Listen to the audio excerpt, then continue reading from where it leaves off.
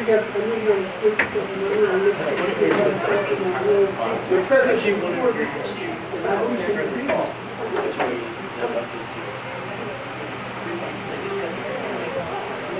All right, guys, there's still food out there. If you guys want to bring food in, I don't want to be offensive, you know, eating, you know.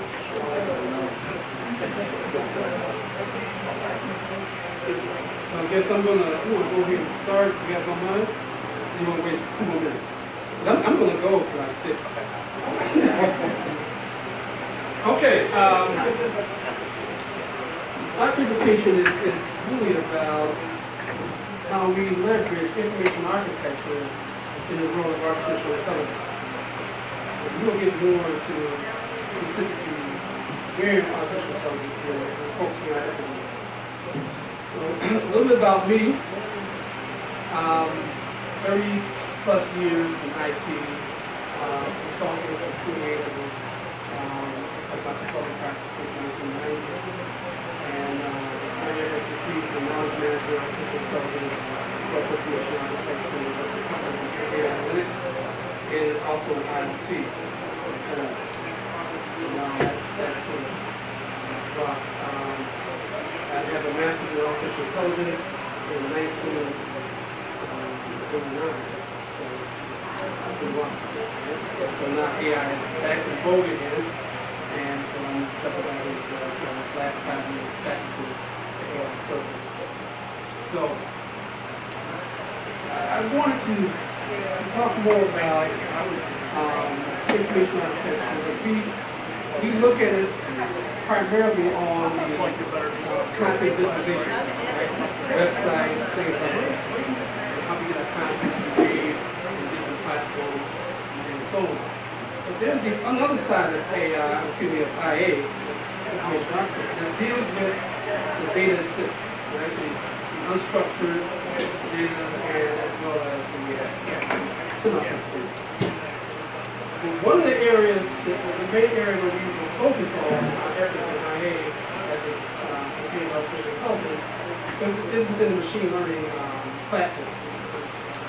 And specifically in what we call data preparation, some folks call it data wrangling, or a bunch of different terms, but it's really focusing on preparing and getting your data ready so these algorithms can actually use it, right? And so I have here indicated there's a few companies that you know that are prominent in the AI space, and one thing that they all need in common is prepared data. You have in particular experience with the IBM Watson platform and the Watson Studio, which has a data prep piece built in it.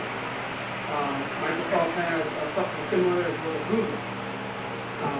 Excel has a plugin for data preparation, so they know that data is very important. So, why information architecture?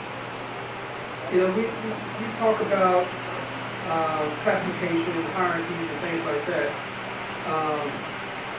and we know that to be good preparers of data, understand how to get the data in a state where something can be leveraged, whether it's a website or repository, thing like that, but also getting it in shape where an algorithm can read it. The data preparation piece that uses AI concepts, IA concepts, is key.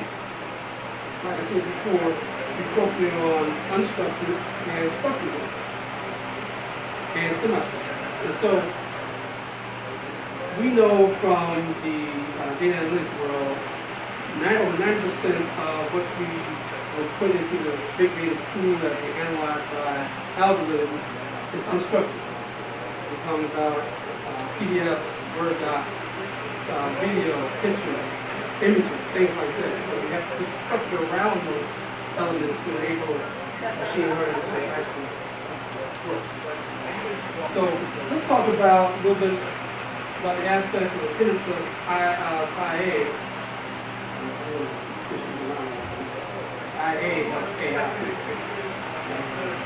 Believe me, these conversations are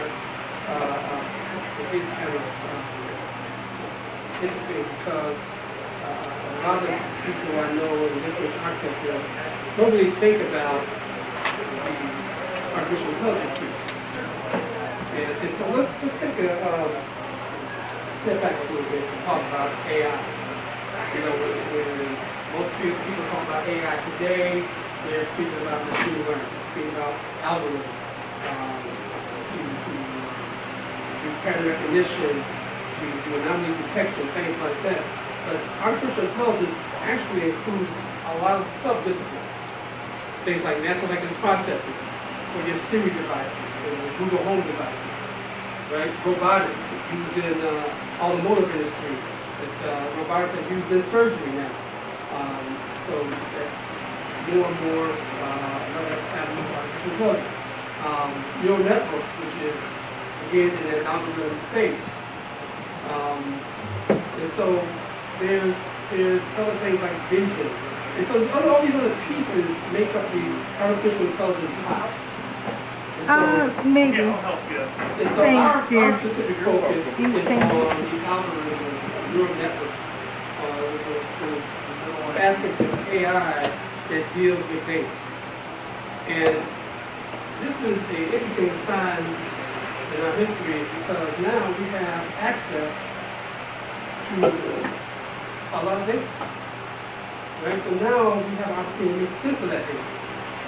And so when I studied AI back in the late 80s, we didn't have this capability to access all this data. We had the beginnings of neural networks or expert systems to dabble in some of that, but not in the volume and variety that we have today. So that computing power and the advancements in algorithms now opens up a whole new world.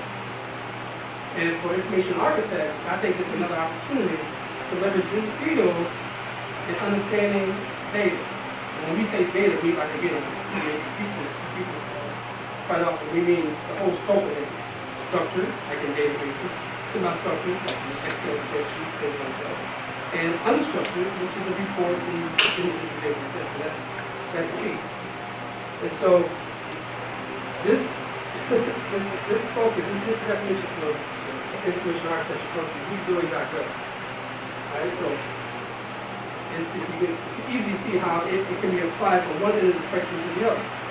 We're talking about organizing, we're talking about structure, we're talking about labeling, metadata, which is descriptive, describing what you're looking at as far as a picture, image, or document. So those are things we want to take forward in our discussion with understanding the algorithms and what we need to do. And I'm going to just want you to put on your IA hat and think about this. And then as I go into an actual example, show you how we leverage it to deal with what we did. And so this whole spectrum here, classification and hierarchies, labeling and indexing are key pieces that we are going to take forward in the algorithm development. Now, navigation and search are uses of the first pieces, classification, hierarchy, and labeling and indexing. Navigation and search moves towards repositories and websites and things like that.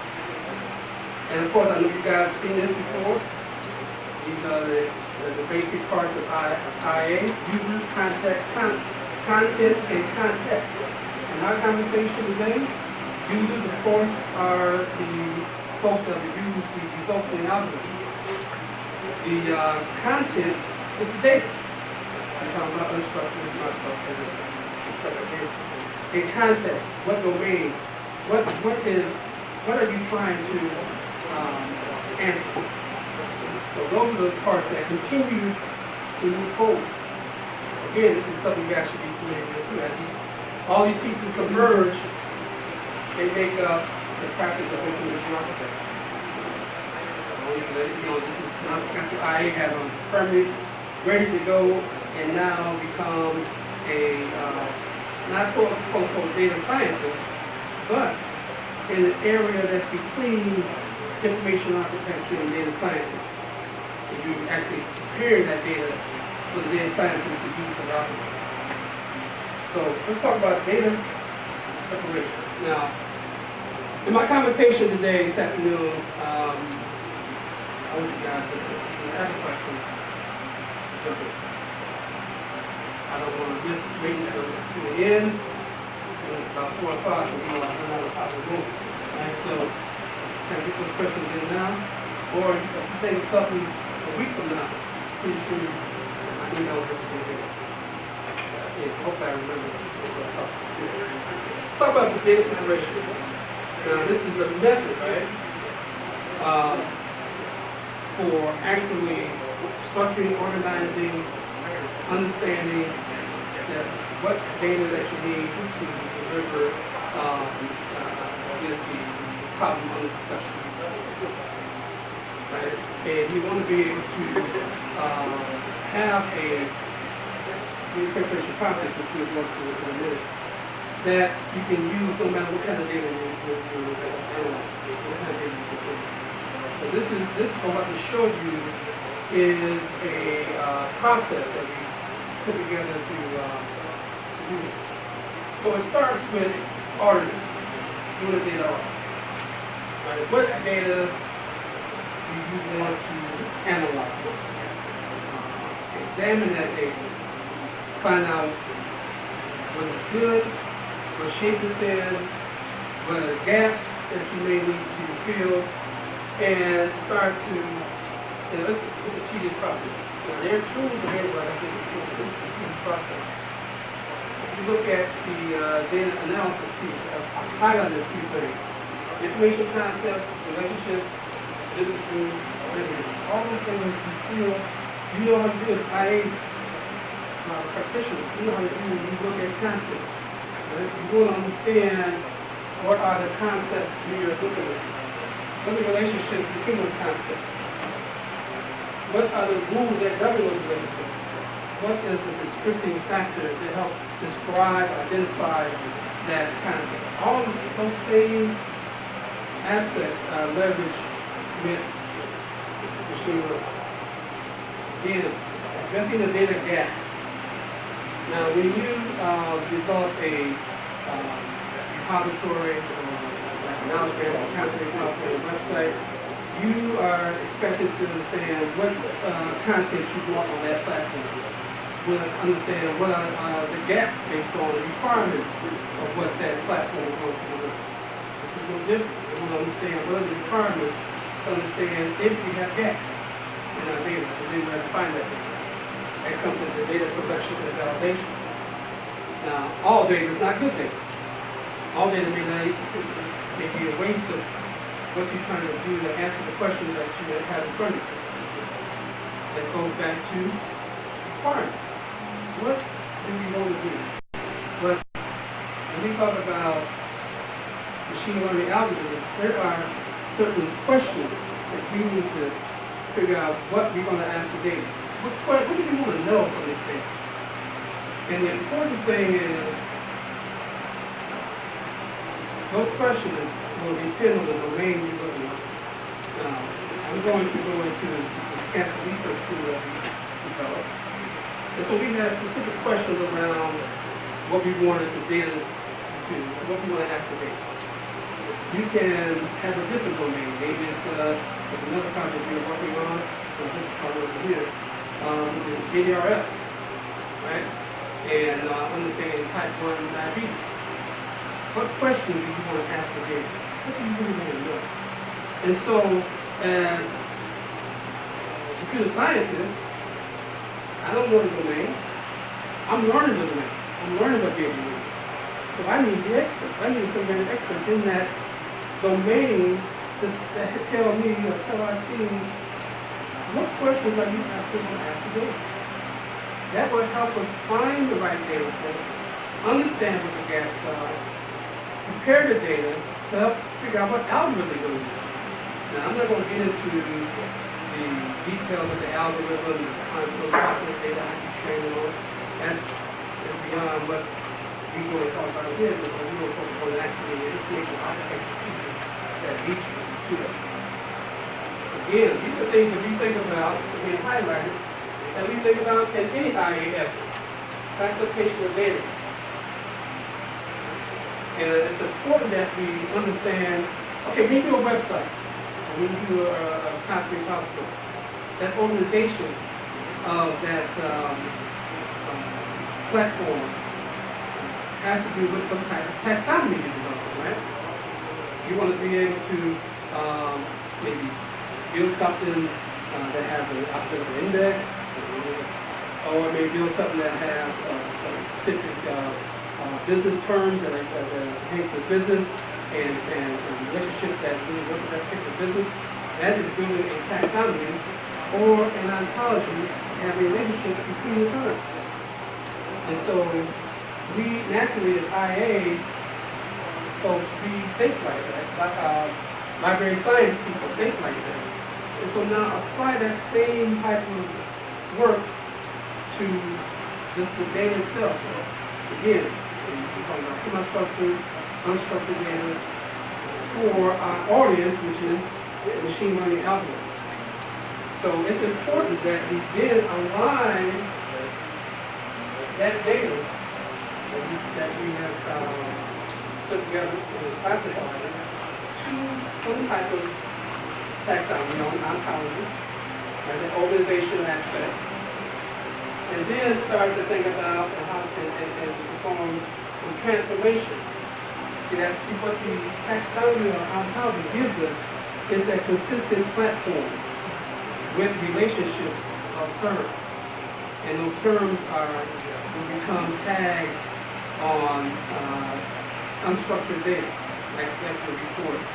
Like we deal with the example I'm going to walk through deals with a lot of cancer clinical trials.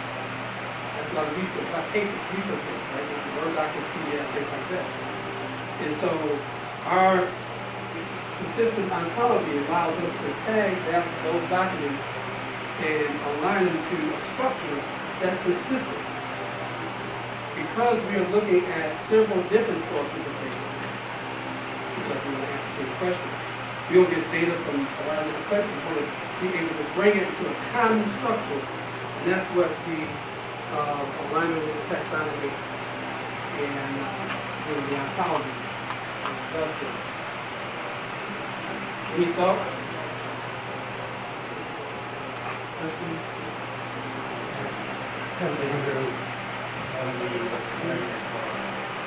What? I looked at a startup that attempted to create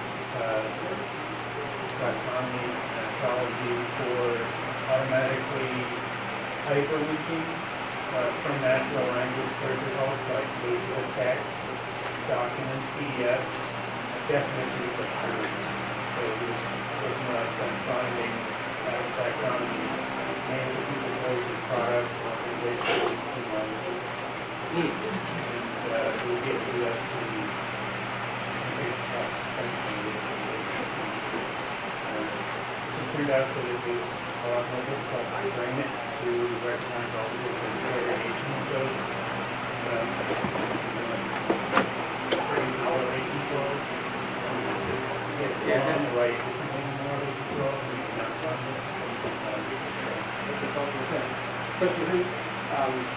In one of your points about classification of data and the data selection and validation, you mentioned metadata. How do you give a practical example of that, or how it is implemented? So what do you mean by that? The metadata is the descriptors. First is you have a PDF of the clinical trial results based on non-small cell lung cancer. And in that trial, it talks about stage 2 with a certain category within the stage 2.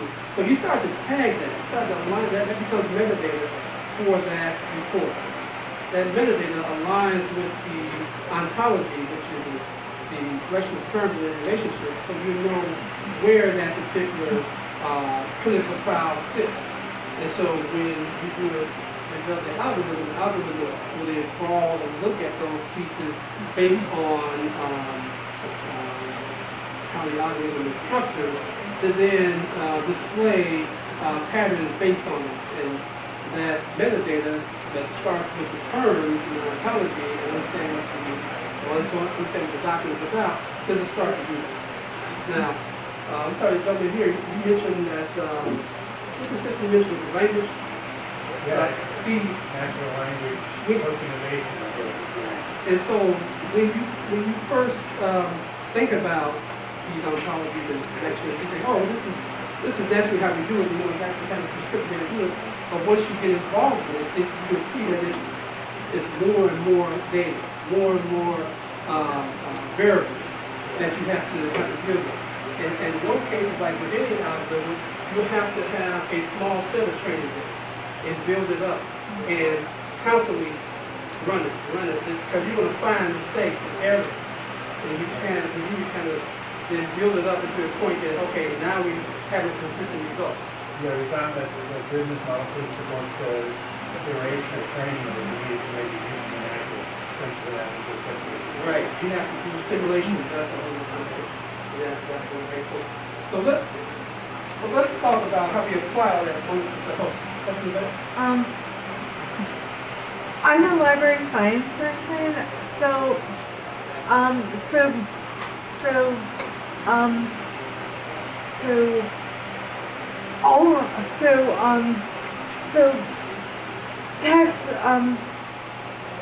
taxonomies can in fact go into an IA algorithm when one goes to set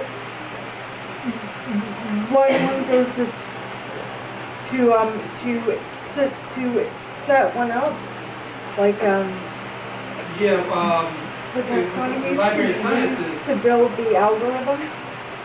Library sciences is key in understanding taxonomies and ontologies to give you that basis of relationships to build your build up the data in a consistent manner. And so that is just a part of it. That's why in science coming to you. Library science folks have a strong background in taxonomy. They understand organization. That's one aspect of understanding how to then build out prepare your data to be used for an algorithm. So I'm going to go into an example that is going to touch on. Okay. You guys see here, this is a tool that company developed. Part of the and this tool is concentrating on non-small cell lung cancer. Now you can imagine cancer is this huge, outcome thing, forever trying to figure out that. So then you say lung cancer, and that shrinks a little bit. And non-small cell lung cancer shrinks a little bit. And still within non-small cell lung cancer, there's stage 0, 1, 2, 3, and 4. Stage 2 is the most difficult. That's where most non-small cell lung cancer patients today are in stage 2. And stage 2 is the one that we really going to test. However, we are looking at all stages because what you find in one stage, maybe it's quite again, go back to the gentleman's point again about having that such a large, you don't know it, you dive into a large domain, and you have to constantly shrink and never go in. I'm just curious what criteria you use to decide which data to include in the algorithm canvas. There's so much potential research. Oh yes, there is. A little more personal story. My mother passed of lung cancer in 2014. And so I looked at that and said, well, what is I could have done or noticed that could have helped in getting my mother the right treatment or understanding treatment options? Then I thought, well, I'm a scientist, I'm a data guy. Is there something in the data that can help me figure this out? Is there someone out there doing research that help us figure that out? And so, in understanding that, that's why I shrunk that universe down. But then, talked earlier about having that subject matter expert in that domain. And so we partnered with the University of Chicago and fantastic practicing oncologist and professor to help us understand what type of questions we need to ask today. Of course, I'm not an oncologist. I have no idea. I can probably think of something, but then if I don't know the question to ask, what data do I know? So, understanding, working with University of Chicago oncologists, help us to understand what kind of questions we want to ask today. Then help us understand what data we need to get. We'll get to that in a minute.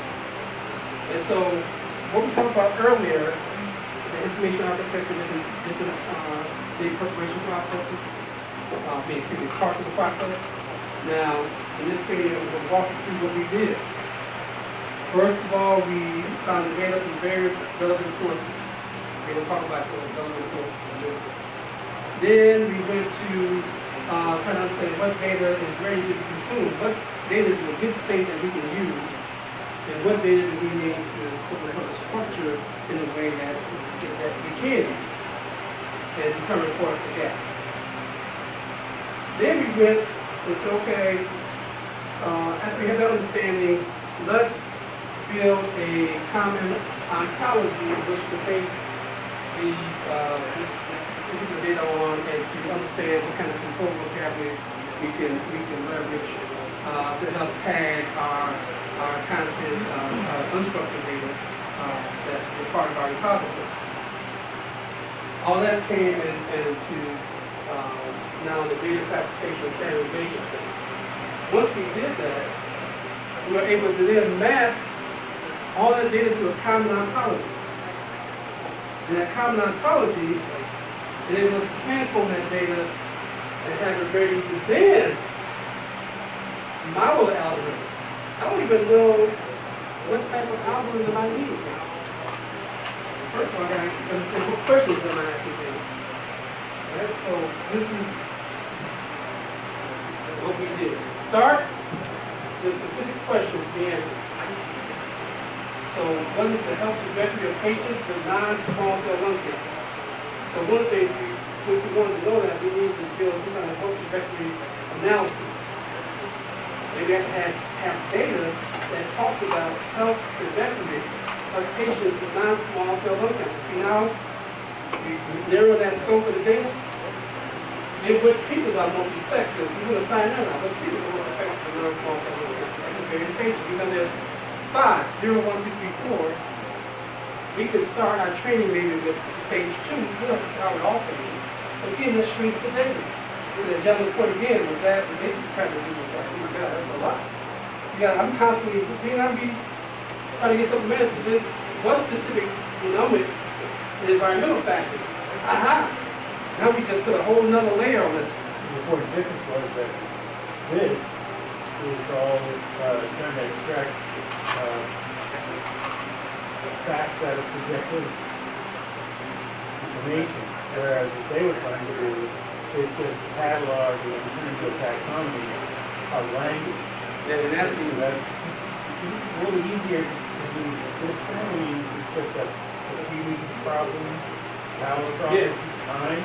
Whereas this, you can't necessarily have a right answer to it. Doing the best you can to get. Right, and that's when you do that, that's what determines the algorithm. So keep that back in mind.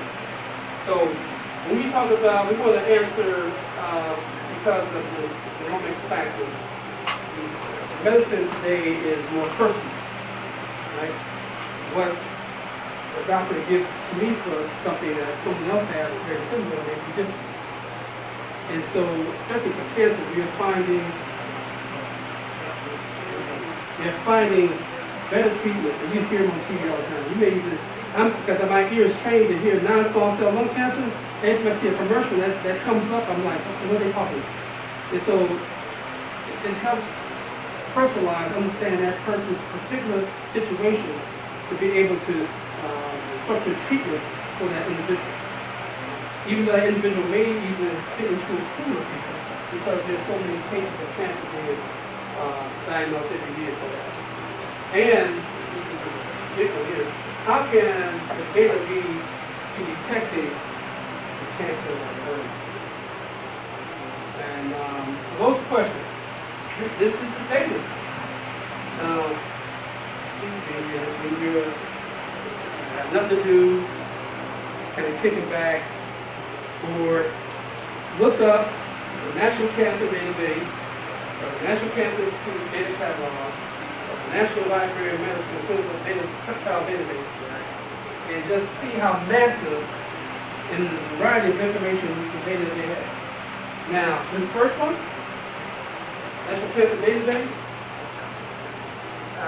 only selected research universities have access to. You can get information about it, but you have access to.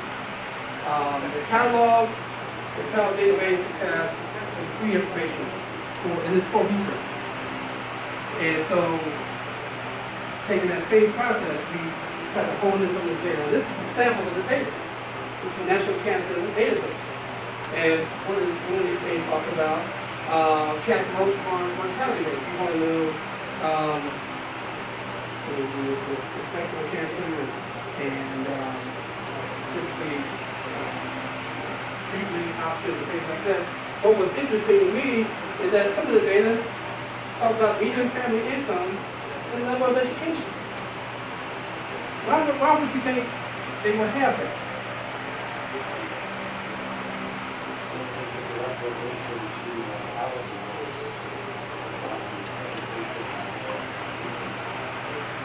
Exactly. But you know, in the U.S., in particular, if you are affluent, you will have certain level of health care. If you are more educated, you may take the time to research and look at treatment options. And so you're going to affect these numbers on the side, the mortality rate. You feel like you have cancer, oh, I'm going to hit the research, I'm going to do this, I'm going to do that. I'm going to hire my cousin who was an oncology specialist. He started with all these things that other people may not have access to. So this is what that is about. And so we collect that similar information in the National Cancer Database. Now, in the National Cancer Institute Data Catalog, you can see that there's something on the side. These actual links to more reports. So that's the unstructured data. However, you see here that it is also tagged with some variables, certain variables and variable descriptors. So we start to collect some metadata. And now the National Library of Medicine Clinical Trial Database, this is like the jackpot. Not only do we have clinical trial information, but we have images. And those images and clinical trial information have a wealth of details about it, which we have to capture. So this is started to, we start to look at, this is a variety of data. Now, the variety of data adds to the richness of your training of your algorithm. So your algorithm could be that more accurate. Because what the algorithm would do is the cluster analysis to see how many things are in this particular cluster. So you do analysis here, you do anomaly detection, what are some of the outliers that you didn't notice before. But who can even take advantage of that information? Are the people who are subject matter experts of that domain? I can't. I just can provide it, right? So the oncologist will have to look at that and say, oh, this is good. This is stuff we don't know. And how do we know if we even have the right information? It's because we will use training data from already diagnosed patients, trial information has already been proven, so we can see how accurate it is. Most algorithms are around 80% accurate. We were trying to go to 85, 90%. That's a huge undertaking. And so, but that is one of the issues in this science. So, this is a bunch of stuff. In our tool, we did we answered the question, right? So our data audit was based on these questions and understanding did our data that we identified, did it fit in these areas? Because these resources provided a cross-section of information, we were able to pull from each resource things that align with these questions. And so we looked at this, we get samples. We only need samples to train and then figure out what we need to do to prepare the data. We do nothing to an adjustable shape. And so I'll go back a minute. Early on I talked about tools like IBM Watson Studio. You can bring in data into that studio and do a lot of the data prep work within that studio, but you have to understand information architecture in a way that, oh, I need to organize this, I need to label this. Now, for data analysis, you want to understand the constant relationship between all that data in a controlled vocabulary. And so what we did was develop an ontology for non-small cell lung cancer. Now that in itself was difficult because these are when you use the board, and let me do the board to look up some information. Go into these. Let me see if I can. Do you have any of that? Can I?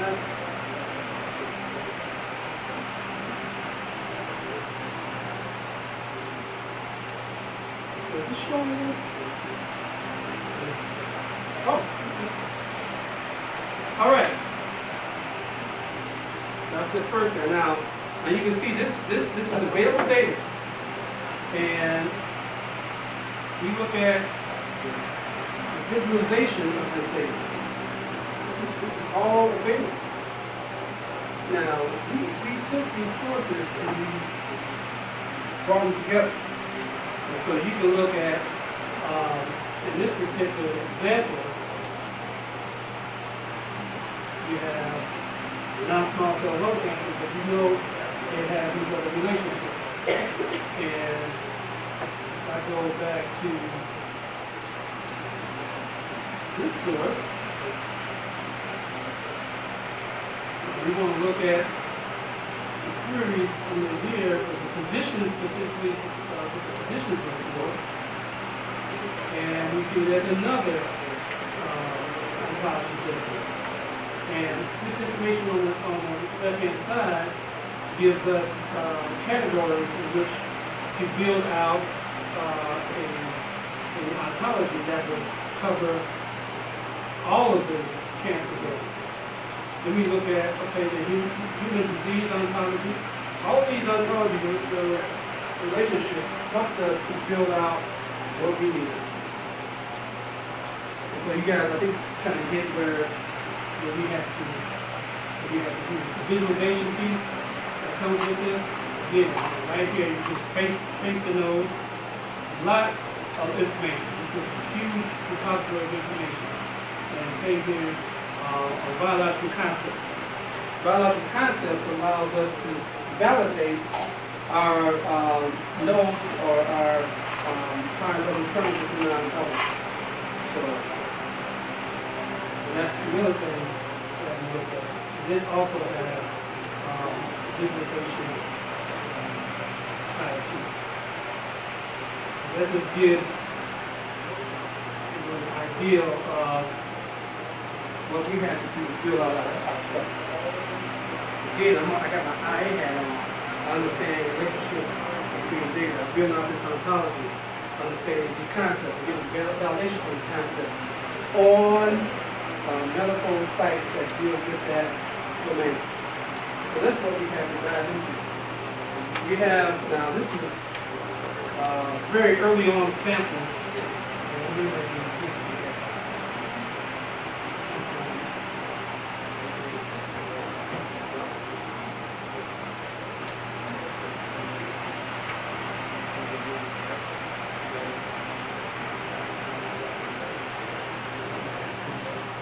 Now, I can search for it, I can pull it up. And so this is the beginning of our oncology. We're looking at the service, we're looking at non-small cell lung cancer, let's say 0, 1, 2, 3, 1, 2, 3, and 4 here. And so we start to build our oncology out. And so this is not the final one, but I wanted to give you guys a picture of what we had to do with all of the available oncologists and do a mashup and come up with our own that addresses those questions. And this is several years ago. But we had folks that understand information architecture from a data perspective in order to build that front-end piece out so we can move. Now with that in mind, let's take a okay, so for loop up algorithm, what we used is a deep learning supervised algorithm. What does that mean? Supervised and unsupervised. Supervised has labels. And you saw all the information we had, the data samples had labels, like locality, weight, and income. We saw the labels on the oncology piece, a lot of details about the term. So that's why we say we can use a supervised algorithm. How would we use a deep learning one? Deep learning because we wanted to understand the anomalies in the data. We don't know what we're going to find. But based on this question we're going to answer, a deep learning algorithm provides you with a anomaly detection, predictive anomaly detection. And search for patterns within the labels. And we use a condensed training set in order to train these algorithms. And it's based on the Bayes probability theory. So it's I think some of the different things we were doing was the fact that we did a deep learning, and we also, I don't know if you guys may have thought about this, but one of the things we did was use some text mining techniques to understand how to drill down and understand what was in those clinical trial data, help build out metadata. If you do text analysis, you can see what data stays down. You guys have to do a word cloud, you have to see what words kind of gravitate to go. Text analytics goes in and see what terms that are really more prevalent. Use that. So conclusion and What tool did you use for the text analysis?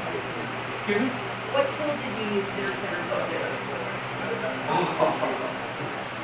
We used, I know the Microsoft Azure platform has a text analytics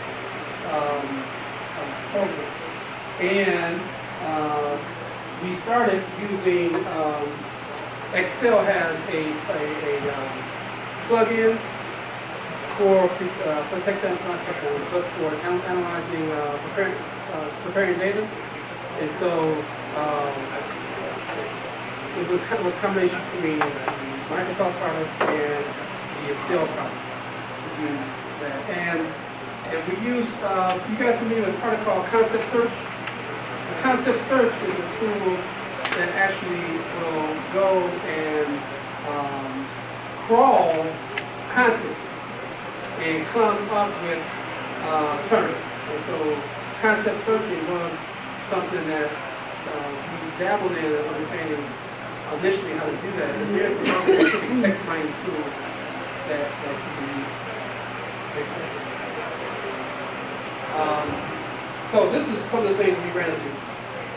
Structure kind of structure representation, aggregate and transform the data, and we wanted to get the extracted value from the data, but we need a systematic process to do it. For the preparations with semi-structured the data. That's a particular note to remember that a lot of this is done to be able to do it faster and efficiently and consistently.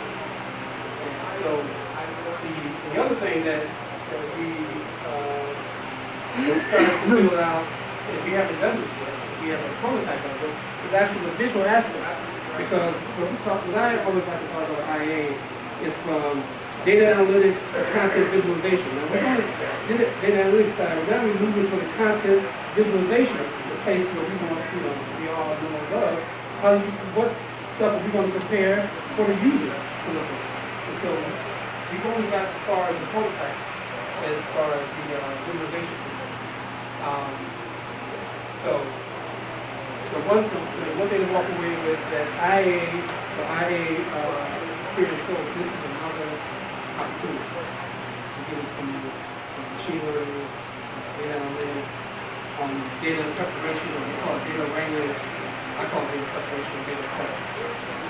There's those pieces that we know how to deal with to even prepare the algorithm.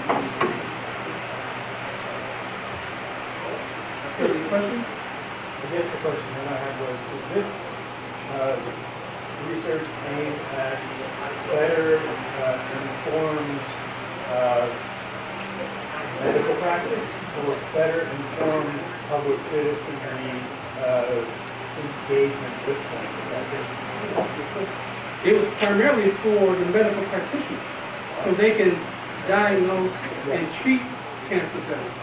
However, you got a good point. If it is communicated to the patient, that was the patient more, empowered to say, hey, I know it's available. I need to be more forthcoming with the information that I have about what my treatments are. Because a lot of times we don't like to say everything on the phone. To be more conversant with the doctor to say, so they know more, so they can, because it's plugging the data points. So to me, that question really begs to that relationship between doctor and patient.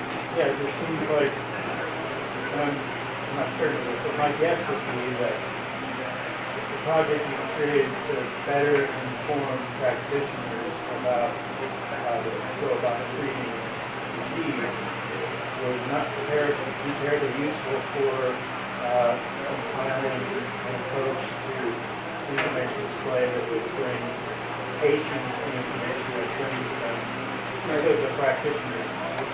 Yeah, so frequency or right. So that begs a different outcome. So one outcome is for the subject matter expert to be able to dive into the data and diagnose.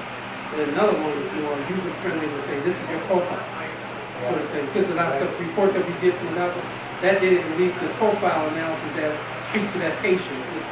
Summarize and skinny it down so it be consumable instead of busting it out for cluster analysis and things like that. Patient is down. Yeah, I could envision a login for university hospital sometime in the future, and when you get your login, do something like that, set the date, and you do the data analysis, send that through, and then the login calculates all this for the data, all the information you might want to be apprised of. Well, some of the clinical trials now require that. They do. Some of them that are coming out, the one product is talking about with GDRF. It's not to be intrusive into your life because as researchers indicate, you are a unique individual. Type 1 diabetes affects each kid, each person individually. So what you have is, for example, how we got involved with John Jr., my youngest daughter, and Tony said, we sit in this room with these doctors, and I actually had a doctor tell me, so we started, we feel we're working on this, it's not this whole disorder of diabetes. So what you're doing is you have to educate the people who frame the questions. We found out in this situation, we had to educate me as a father of type 1 diabetic, had to educate the practitioners of our perspective of having a daughter with this addiction. So it kind of goes back and forth to where is it now the chicken and egg season. Because now we're bringing data in that allows you to understand as a doctor, what are the telltale signs? Why now are most people talking about these being diagnosed after the age of 19? So those of you who do not understand, remember GDRX, there's a Juvenile Diabetes Research Fund. They just call it GDRX.